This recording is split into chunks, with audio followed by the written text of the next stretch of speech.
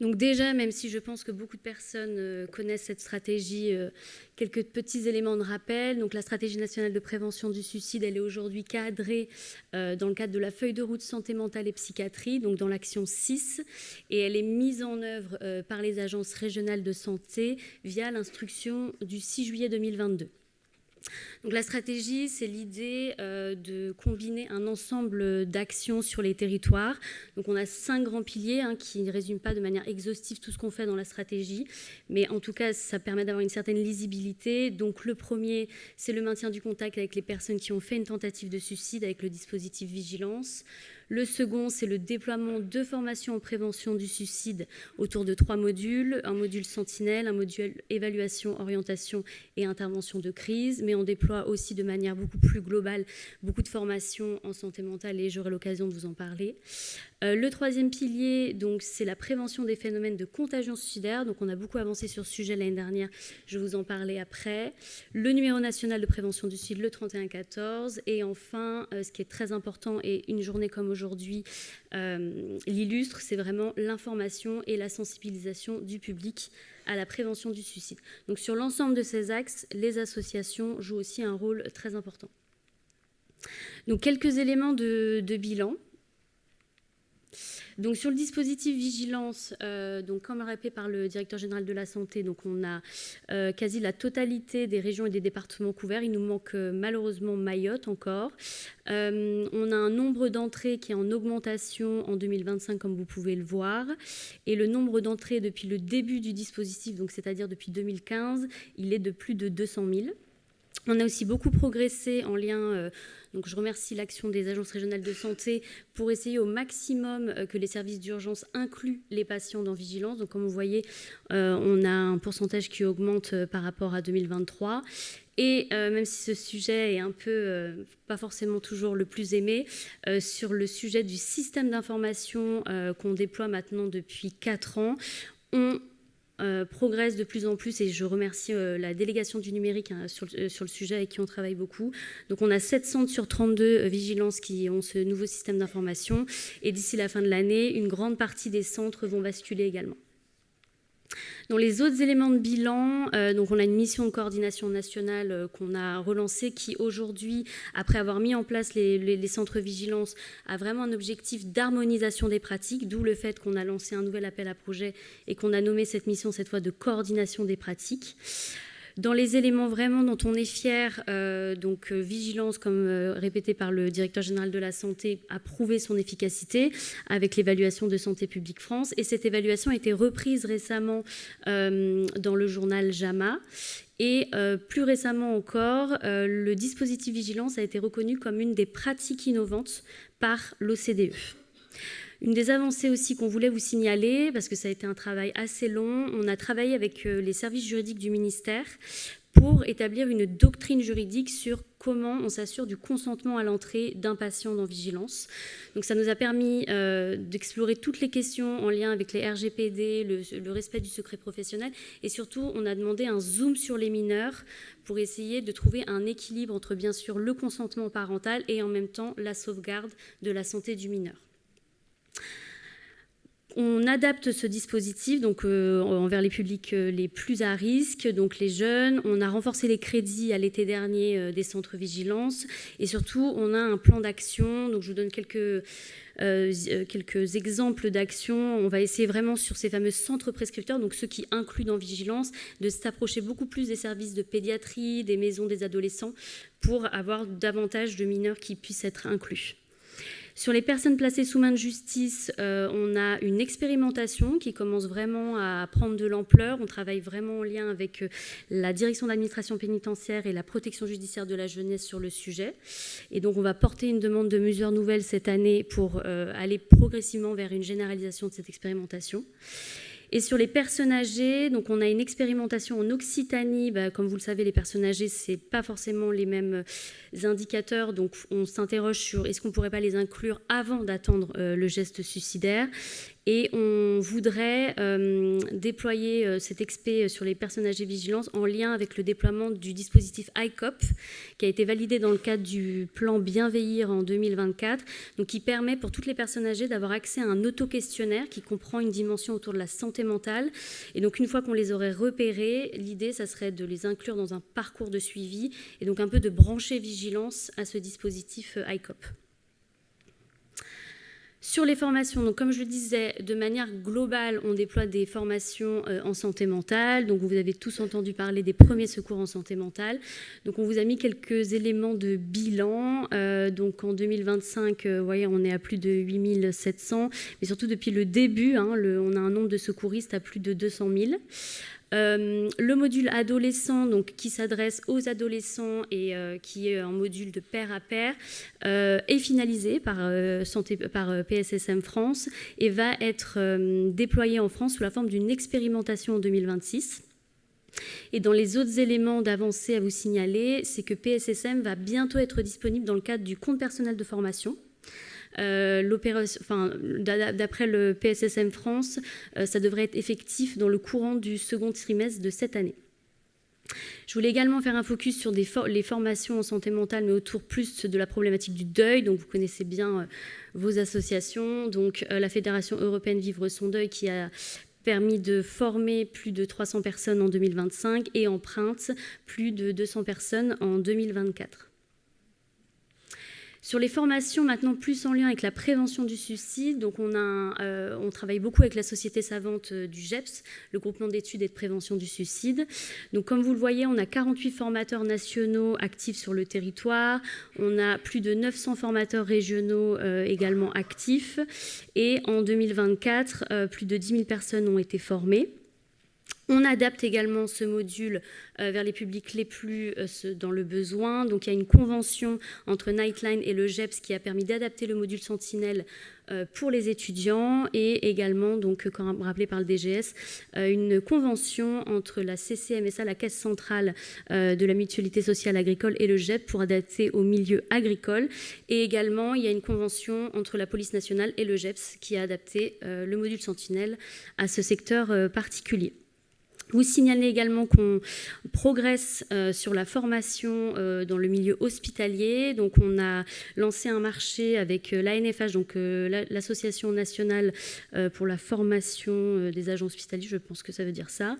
Mais du coup, on va avoir un bilan consolidé en avril, mais comme vous voyez, on a déjà plus de quasi 500 personnes qui ont été formées. Et donc là, c'était un marché public qu'on avait passé. Donc, c'était d'autres opérateurs que le GEPS qui avaient répondu et donc qui délivrent ces formations. Également mettre en valeur ce qui a été rappelé par le professeur Fabrice Joland, donc les formations délivrées par 5 associations adhérentes de l'UNPS dans le cadre de la formation des codétenus de soutien en milieu carcéral. Donc c'est la DAP qui m'a transmis ce bilan avec plus de 37 codétenus de soutien qui ont été formés en 2024. Et enfin, sur l'axe de la prévention de la contagion suicidaire, donc déjà, premièrement, tous vous remercier pour le travail qu'on a mené pendant plus de 2 ans avec un panel de partenaires extrêmement large et bien sûr avec les associations.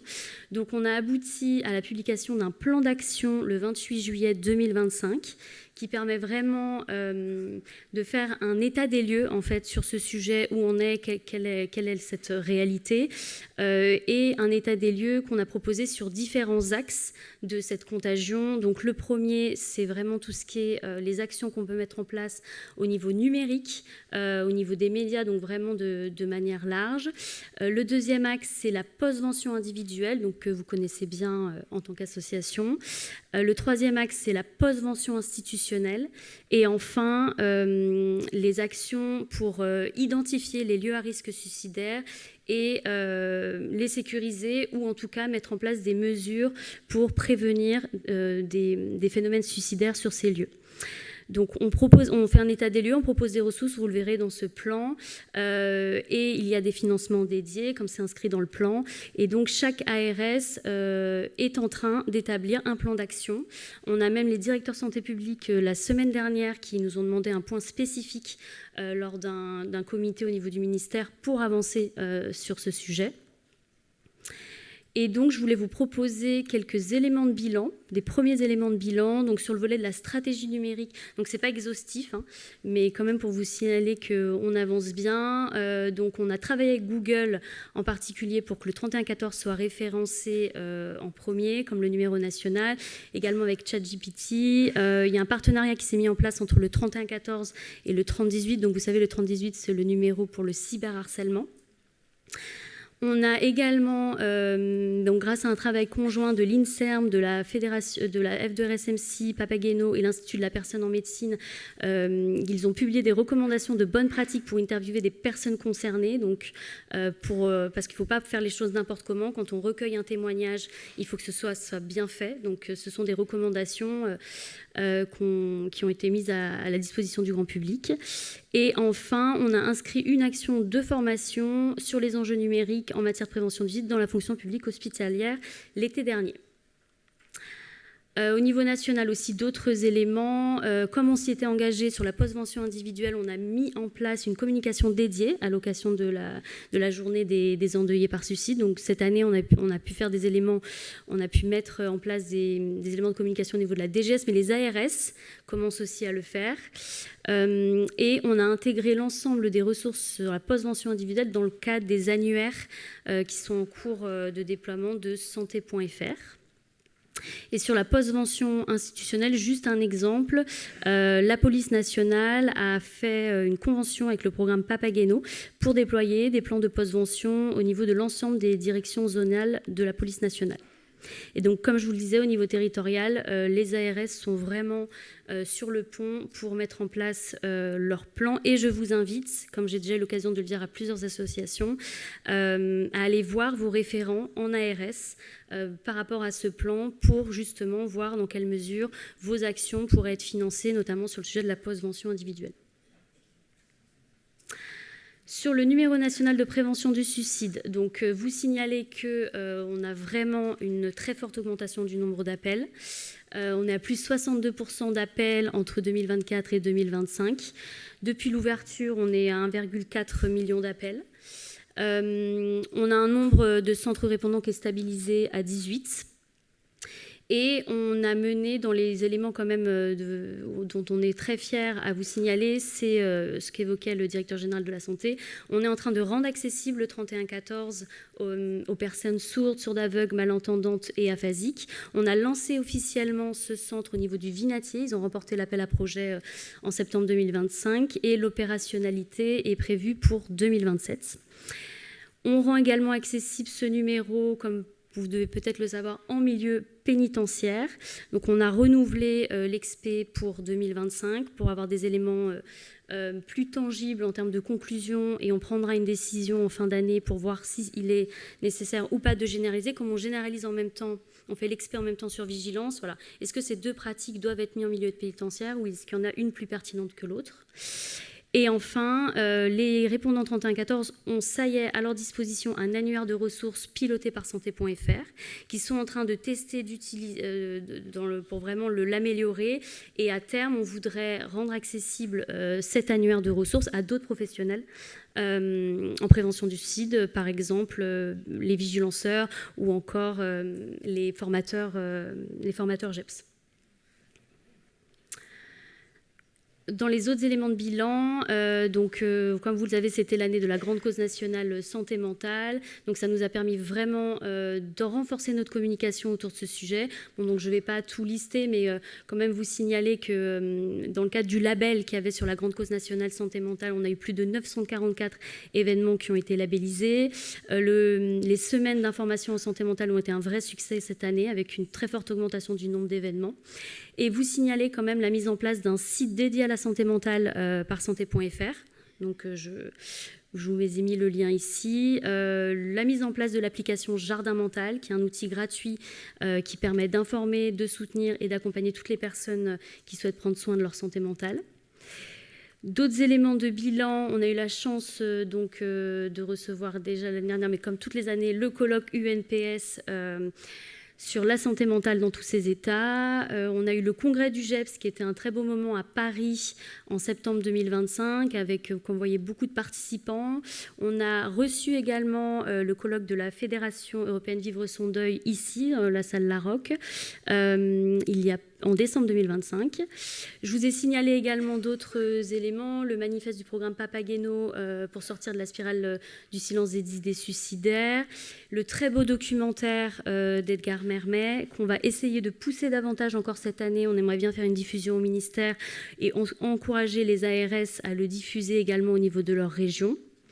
Et également des éléments de bilan sur le 31-14, sur la communication. Donc vous voyez un nombre de vues quand même très important sur les différentes campagnes.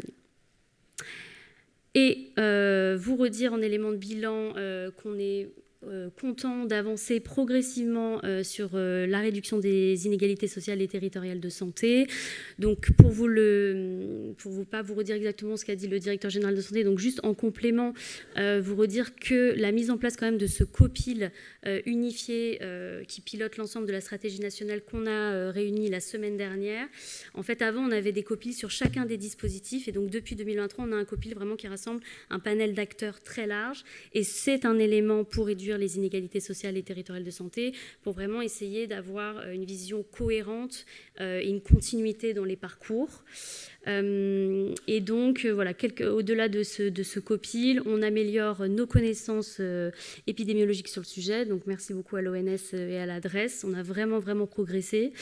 On priorise les actions en fonction des territoires et des publics. Donc, dans le cadre du plan sur la contagion suicidaire, les ARS doivent vraiment faire une liste des publics et des milieux à prioriser. Donc c'est qu'un exemple parmi d'autres. On adapte nos dispositifs, que ce soit sur vigilance, sur les formations, les associations aussi, et merci beaucoup qui jouent le jeu, donc la Fédération européenne Vivre son deuil, Empreinte, qui ont fait vraiment un travail de qualité pour s'interroger sur leurs pratiques et aussi s'assurer que leurs actions aillent vers les personnes qui en ont le plus besoin. Et dans les autres éléments de bilan, comme quoi on a beaucoup de choses à dire, quand même vous signalez aussi les progrès réalisés sur la prévention du risque suicidaire en établissement de santé. Donc je remercie vraiment la Direction générale de l'offre de soins et également le GEPS, et en particulier le professeur Fabrice Joland qui a beaucoup travaillé sur le sujet. Donc dans le cadre de la feuille de route portée par la Direction générale de l'offre de soins pour améliorer la sécurité des patients, il y a vraiment un axe entier dédié à la prévention du risque suicidaire parce que malheureusement, les événements indésirables graves associés aux soins, le suicide figure parmi les événements les plus récurrents. Donc, dans ce cadre, on a déjà une première réussite, c'est qu'un outil d'auto-évaluation de la sécurisation de l'environnement des soins a été mis en place et est entièrement disponible. Je vous ai mis le lien ici. Donc, pour nous, ça, c'est une des premières briques de la restriction de l'accès aux moyens létaux. On sait aujourd'hui que c'est une lacune de notre stratégie nationale et on est déjà content d'avoir une première action sur le sujet, mais ça sera très important qu'on ait un pilier dédié à l'avenir dans la stratégie. Quelques éléments de perspective, seulement 2, parce que je n'aurai pas le temps de tout vous expliquer, mais dans les éléments clés, vraiment 2026 pour nous, ça va être le nouveau mandat du 31-14. Donc en fait, le 31-14, pour vous rappeler, quand on l'a lancé, on avait lancé un appel à projet en décembre 2020 pour sélectionner une équipe porteuse de ce dispositif, qui est donc le CHU de Lille, donc le pôle national rattaché au CHU de Lille. On arrive bientôt aux 5 ans. En février de cette année, le mandat arrive à expiration. Donc, nous allons devoir certainement passer un marché public d'ici la fin de l'année pour désigner une nouvelle équipe. Et donc, on veut vraiment prendre ce temps pour re-questionner en fait, ce dispositif après 5 ans de mise en œuvre. On avait dû le mettre en place en plus dans une certaine forme d'urgence parce que c'était pendant la période Covid. Ça a été mis en place en seulement 7 mois. Donc, merci encore aux équipes de Lille parce que ça a vraiment été un moment très intense, ce 2021. Et donc, on a lancé, pour essayer de faire un état des lieux, un diagnostic territorial qui est en cours, sous le pilotage des agences régionales de santé. Donc, l'ensemble des retours vont nous être faits d'ici la fin mars 2026. Au-delà des retours ARS, bien sûr, on a vraiment des retours du 31-14, mais de l'ensemble des autres partenaires. Je vous invite aussi, dans ce cadre et dans ce moment de synthèse nationale qui va avoir lieu en avril-mai, à nous remonter tout élément qui vous semblerait important. Et donc, après cette synthèse nationale, on prendra des arbitrages au niveau du ministère dans le courant de l'été, une publication du marché public en décembre 2026, et la sélection d'une nouvelle équipe en partir de février 2027. Et enfin, pour finir, en effet, très important qu'on évalue cette stratégie nationale de prévention du suicide. La dernière évaluation de la politique de prévention du suicide, qui était le programme national d'action contre le suicide 2011-2014, avait été réalisée par le Haut Conseil en santé publique en 2016. La stratégie nationale dont je vous ai parlé, les bases avaient été posées en 2019 et elle avait été actualisée en 2022. Donc ça fait quand même 7 ans qu'elle est mise en œuvre. Donc c'est vraiment important pour nous qu'on puisse prendre du recul et se dire, voilà, tout remettre à plat, qu'est-ce qui est bien, qu'est-ce qui n'est pas bien, quelles sont les lacunes, et on sait qu'on a des axes de progrès. Donc le Haut Conseil va nous rendre son rapport en mars 2027. Comme on l'a entendu, les auditions ont déjà commencé. Nous, on a un groupe de travail aussi la semaine prochaine avec le Haut Conseil. Donc dans le contenu, vraiment c'est très riche ce qu'on a demandé au Conseil, et je remercie le Conseil d'être présent aujourd'hui ici.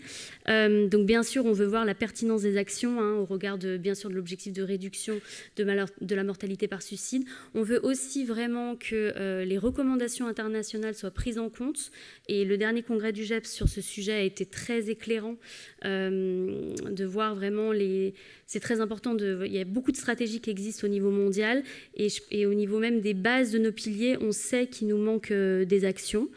On veut aussi que le Haut Conseil puisse vraiment nous renseigner sur la territorialisation effective et bien sûr le niveau de prise en compte des inégalités sociales et territoriales de santé.